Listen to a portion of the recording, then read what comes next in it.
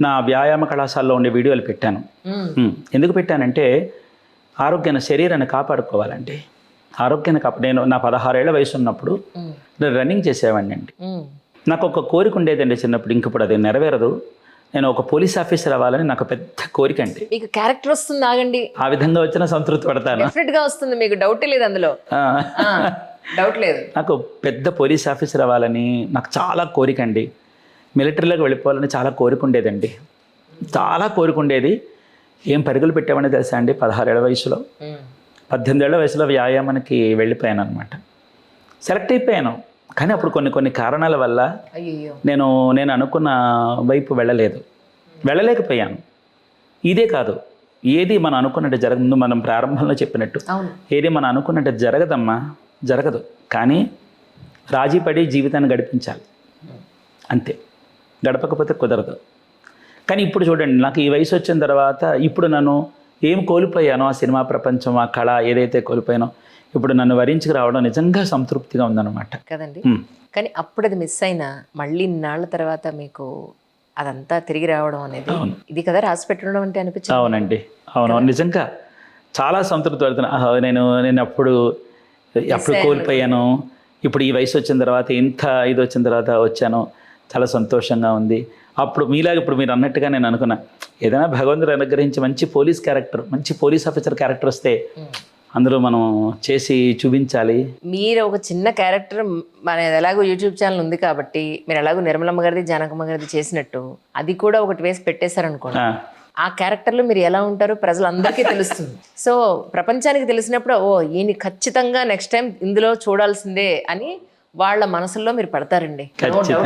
తప్పకుండా, అది తప్పకుండా చేస్తాను. అలాగే నాకు విలన్ క్యారెక్టర్స్ అంటే ఇష్టం, చాలా ఇష్టం. నాకు ఒక తండ్రి క్యారెక్టర్స్ అంటే ఇష్టం.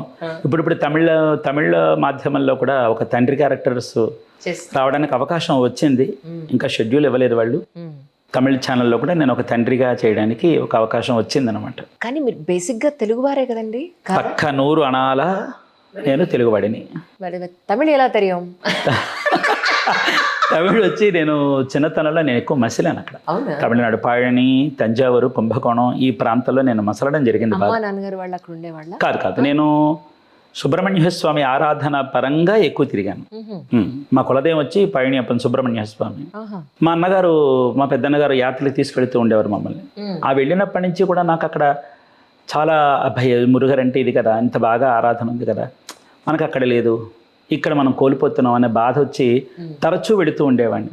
ఆ వెళ్ళినప్పుడల్లా అక్కడ ఉండిపోతూ ఉండేవాడిని. ఉండిపోయినప్పుడల్లా అక్కడ అంశాలు తెలుసుకుంటూ వచ్చేవాడిని. చిన్నప్పటి నుంచి ఏంటంటే నేను ఏదైనా ఒక విషయాన్ని తెలుసుకోవాలి అనుకుంటే ఆ విషయాన్ని తొందరగా తెలుసుకుంటాను. రేపటికి వాయిదా వేయడం నాకు ఇష్టం ఉండదు. వాయిదా వేయడం అనేది నాకు అసలు సుతరాం ఇష్టం ఉండదు.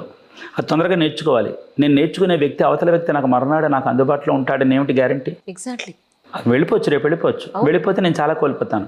కాబట్టి వారు ఉండగానే దీపం ఉండగెళ్ళి చక్క పెట్టుకోవాలనే మాట తగ్గట్టుగా వారు వెళ్ళిపోతారేమో అని ఇవాళే నేను ఆయన దగ్గర తెలుసుకోవాల్సిన విషయాలన్నీ కూడా అలాగే తెలుసుకునేవాడిని. ఆ విధంగా తెలుసుకోవడంలో తమిళం అనేది బాగా వచ్చని చెప్పలేను, పర్వాలేదు. తెలుగు ఎలా మాట్లాడతారో తమిళ అలాగే మాట్లాడతారు మీరు. అంటే మీరు పళనిస్వామి అన్న పేరుకి ఫస్ట్ తమిళ అనుకున్నాను, చూస్తే అచ్చమైన బత్తులతో సహా పలుకుతున్నారు. తమిళ అయి ఉండదు, తెలుగు వాళ్ళే అనుకున్నాను. కానీ తీరా చూస్తే తమిళ కూడా అలాగే మాట్లాడుతున్నారు. అది మురుగర్ అద్దయ్య అంతే. వారి అనుగ్రహం లేని ఏది జరగదమ్మా. భగవంతుడి కృప ఉండాలి. ఆ భగవంతుడి కృప ప్రజాదరణ రూపంలో వస్తుంది. ఆదరణ లేకపోతే ఏది రాణింపు ఉండదండి కదంటారు. ఆదరణ అనేది ఉంటేనే రాణింపు. ఆ రాణింపు నా అభిమానుల రూపంలో వచ్చింది. నేను యథార్థమండి, ఇది ముఖస్థుతి మాత్రం కాదు. ఈరోజు నేను తిరిగి మళ్ళీ ఈ స్థితిలో ఇక్కడ కూర్చున్నానంటే దానికి పూర్తి కారణం నా అభిమానులు, నా గురుదేవుల యొక్క దీవెన, నా కులదైవం అనుగ్రహం. అది నా అభిమానులు ఈ విధంగా నన్ను కూర్చోబెట్టి, మా పిల్లవాడి యొక్క ప్రోత్సాహం ఈ విధంగా నన్ను ఇక్కడ కూర్చోబెట్టాను గల కారణం. మా పిల్లవాడి ప్రోత్సాహం, వాడే లేకపోతే నాకు ఈ బతుకు లేదు నాకు. అది ఇదంతా వాడిదే. లేకపోతే నేను ఎవరో పళనిస్వామి ఎవడో తెలియదు, సున్నా. ఈ రోజున ప్రపంచవ్యాప్తంగా నేను పళనిస్వామి అనేటటువంటి మన్నను పొందానంటే మీకు ఇప్పుడే జస్ట్ స్టార్ట్ అయిందంటే ముందుంది మీకు ఇంకా బోల్డన్ని అవకాశాలు, మీరు ఎప్పుడూ చూడనంత గౌరవ మర్యాదలు, సిరి సంపదలు మీకు అన్నీ వస్తాయి సార్. రాసి పెట్టుకోండి రోజు. తప్పకుండా. ఆ రోజు అందరూ చెప్పింది కరెక్టేనా మరి? ఖచ్చితంగా అంటాను. ఇదే చాలాలో చేతాను. మీరు మర్చిపోయినా గుర్తుందా మీకు ఆ రోజున మనం అని చెప్తాను. అమ్మ వాళ్ళ గురించి చెప్పండి, అసలు మీ పేరెంట్స్ గురించి. మీరు ఎంతమంది సంతానం, అసలు ఎక్కడ? మా అమ్మగారి పేరు సరోజిని గారు. ఓహో. మా నాన్నగారి పేరు వెంకట సుబ్రహ్మణ్య శాస్త్రి గారు. ఎక్కడండి? మేము రాజమండ్రి. మా నాన్నగారిది రామచంద్రపురం, రాజమండ్రి ద్రాక్షారామం దగ్గర, రామచంద్రపురం దగ్గర వెళ్ళా. మా అమ్మగారిది పలివెల, కొప్పేశ్వర స్వామి ఆలయం.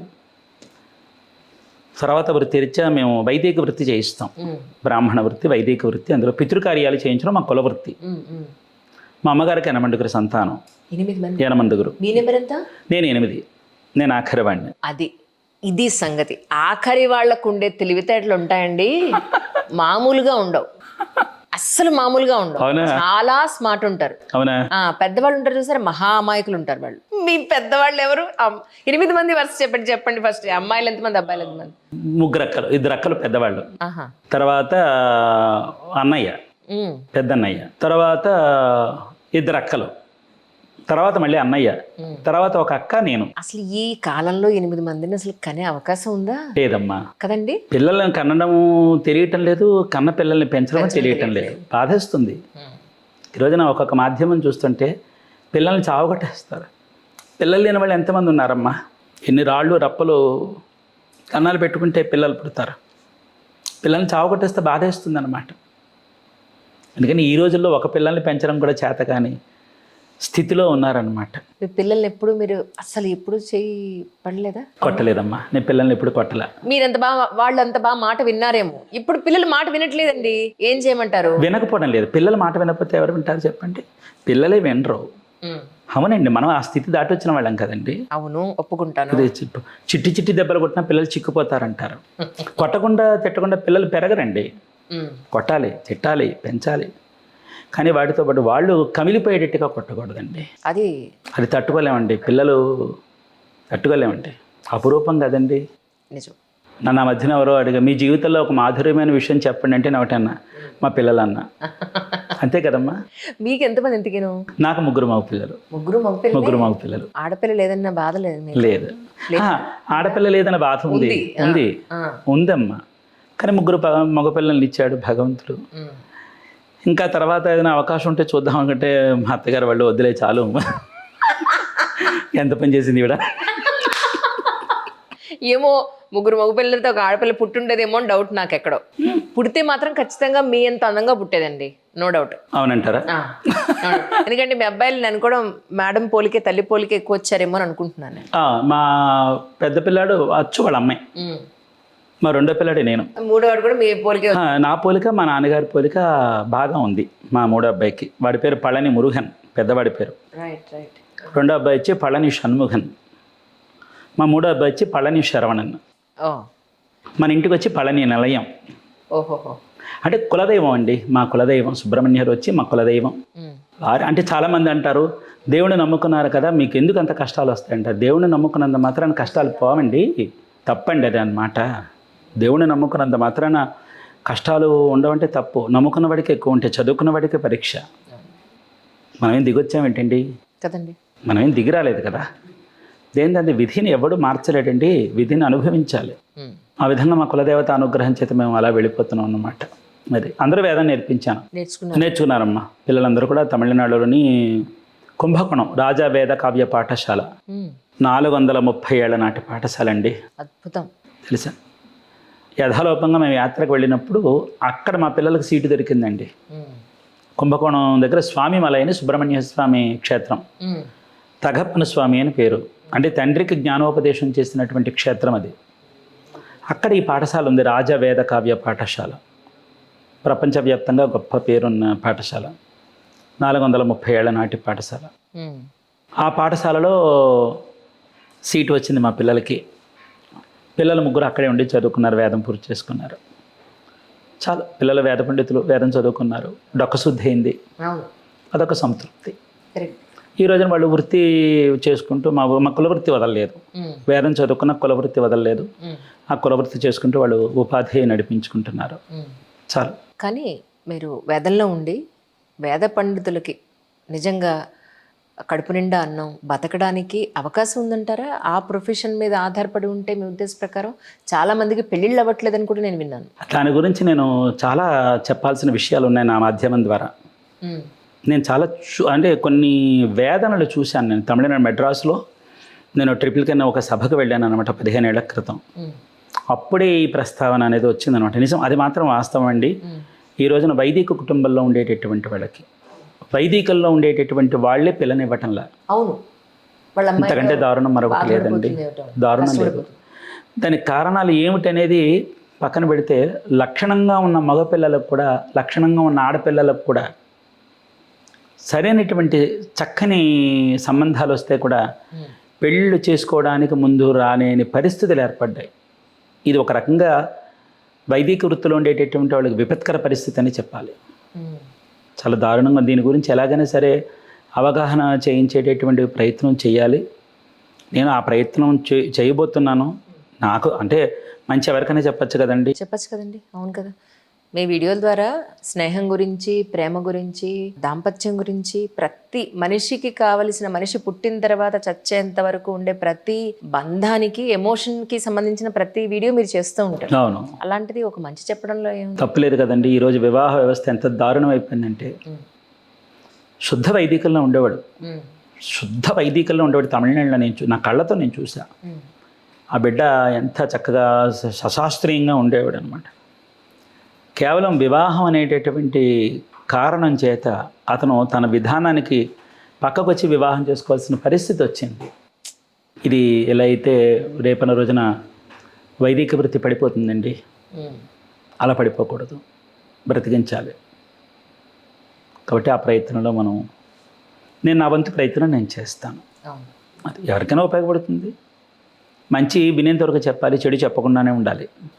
కరెక్ట్. అది మాత్రం మారిపోయింది, ఆ వ్యవస్థ మారిపోయింది కదండి, పూర్తిగా మారిపోయిందమ్మా. కోరికలు ఉండొచ్చు, తప్పులేదు, ఆశయాలు ఉండొచ్చు, సరదాగా ఉండొచ్చు, శుభ్రంగా తిని శుభ్రమైన బట్ట కట్టుకుని ఇప్పుడు నడుస్తున్న వ్యవహారాల్లో కాలానుగుణంగా నువ్వు నడవడంలో కూడా తప్పులేదు. కానీ ఉపాధి ఏదైతే ఉందో ఆ ఉపాధి నడిపించుకుంటూ నీ సరదాలు సంతోషాలు తీర్చుకో, తప్పే ఉందండి. ఉపాధే. కానీ నిజానికి పొద్దున్న లేస్తే ఎస్పెషల్లీ భగవంతుడికి దగ్గరగా ఉండే పూజా కార్యక్రమాలు ఏవైతే ఈ వైదిక వృత్తిలో ఉన్న వాళ్ళు ఉన్నారో, ఎస్పెషల్లీ వారికి ఇప్పుడు ఐహికంగా మనకి సమాజంలో ఉన్న ఎన్నో ఎడిక్షన్స్ ఉన్నాయి కదా, ఎన్నో ఎడిక్షన్స్ ఉన్నాయి. అది తాగడం కావచ్చు, సిగరెట్ కావచ్చు, what ever it may be. ఇవి ఉంటే కనుక పూజలు చేసే సమయం నిజంగా అసలు ఆ భాషకి లేదా మీరు చేసే ఒక పూజకి దానికి నిజంగా అంత ఏమంటారు, భగవంతుడికి వారికి మధ్య ఉన్నంత ఆ రిలేషన్ కానీ, లేదు అని అంటే ఆ స్వచ్ఛత కానీ, ఆ వాల్యూ కానీ ఉంటుందంటారా నిజంగా ఆ అలవాట్లు కనుక ఉంటే? అంటే మనం దాని గురించి చెప్పడానికి లేదండి. ఒక్కొక్కడు భగవంతుడు ఒక్కొక్క సుకృతం పెడతాడండి. అంతఃకరణ కొంతమందికి ఉంటుందండి. వాళ్ళ పైకి ఏ విధంగానే ఉండనివ్వండి, కానీ లోపల అంతఃకరణ ఒకటి ఉంటుంది కదండి. అందులో కల్మషం లేకుండా ఉండడమే చూస్తాడు భగవంతుడు. అద్భుతం. పైకి వాళ్ళ వ్యక్తిగత విషయాలు అవన్నీ. కరెక్ట్. తెలిసిందండి. రెండింటిని ఒకే ఘాటను కట్టకూడదు, చేయలేమండి. చిన్న ఉదాహరణ చెప్పచ్చా? తప్పకుండా. ఉదాహరణ చూడండి. ఒక వ్యక్తి దగ్గరికి మనం వెళతాం, అతను మందు తీసుకుంటారు, కానీ మనతో ఏమీ మాట్లాడకుండా వెళ్ళిపోయి హాయిగా పడుకుని పోతారు. ఒక వ్యక్తి ఉంటాడు, ఏమీ తాగడు, కానీ నోటుకొచ్చిన అవాకులు చవాకులు పెడతారు. ఇద్దరులో ఎవరు ఉత్తములు చెప్పండి? మొదటివాడే ఉత్తమం కదా. అలాగే మనిషి చెడ్డవాడైతే ఉండొచ్చేమో, కానీ మనసు మంచిదే ఉండొచ్చుగా, అది చూస్తాడు భగవంతుడు. కాబట్టి వాళ్ళ వ్యక్తిగతంగా వాళ్ళు ఎలాగైనా ఉండనే ఉండాలి, వాళ్ళ వ్యక్తిగత విషయం. కానీ భగవంతుడి దగ్గరకు వచ్చినప్పుడు వాళ్ళు చేయవలసినటువంటి ఆరాధన భగవంతుడు మెచ్చుకునే విధంగా, భక్తులు మనసు నొచ్చుకోకుండా ఉండగలిగినప్పుడు అంతా అంగీకారమే. ఇది నా అభిప్రాయం మాత్రమే. ట్రూ. మీరు చెప్పింది 100% సత్యం, అంతే, నో డౌట్. మనసు ప్రధానం అండి. మనసు ప్రధానం. కమింగ్ వీడియోస్లో అయితే పోలీస్ డ్రెస్ వేస్తారు, ఖచ్చితంగా వేసేస్తానండి. తిప్పేస్తాను, సమస్య లేదు. బాలీవుడ్గా ఒక మోడర్న్గా కూడా తయారనుకుంటున్నాను. మీకేంటి, మీకు అన్నీ సూట్ అవుతున్నాయి. మీకు సడన్గా చూసి విక్రమ్ అనుకున్నాను నేను. ఒక రోజు నేను విక్రమ్ గారు కొంచెం లావు బోల్డ్ చేశారా అనుకున్నాను. తీరా చూస్తే పైన పళనిస్వామి ఇదేంటి విక్రమ్ గారు కాదా అనుకున్నాను. ఆ తర్వాత ఇంకా ఆశ్చర్యం, జిమ్ లో వీడియోలు చూసి మామూలు ఆశ్చర్యం కాదు. అసలు అద్భుతం అండి నిజంగా. అది కూడా నేను ఎందుకు పెట్టానంటే, వ్యాయామం అది కూడా ఎందుకు పెట్టానంటే, శుభ్రమైనటువంటి శుద్ధ శాకాహారంలో కూడా శరీరాన్ని ఈ విధంగా తీర్చిదిద్దుకునేటటువంటి అవకాశం ఉంది. తీర్చిదిద్దుకోండి.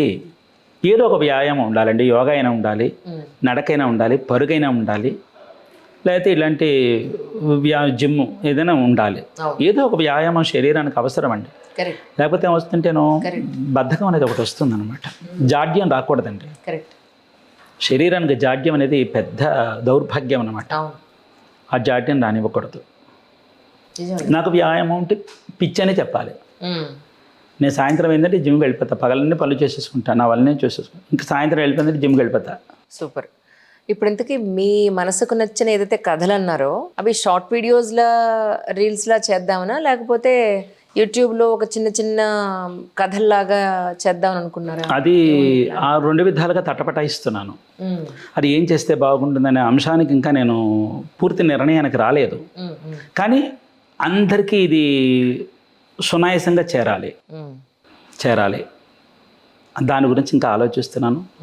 కొంతమంది అంటే ఏదైనా మనం నలుగురిని కనుక్కొని చేస్తాం కదండి. ఒక్కొక్కరు ఇది షార్ట్ ఫిల్మ్ అయితే బాగుంటుందేమో ఒకసారి ఆలోచించండి అనేవాళ్ళు ఉన్నారు.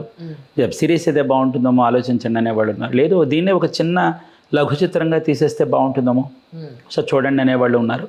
నేను రాసిన కథను బట్టి, అందులో ఉండే అంశాన్ని బట్టి ఇది ఏం చేస్తే బాగుంటుంది అనేది మీరు కూడా నిర్ణయిద్దరు కానీ. అయ్యో తప్పకుండా.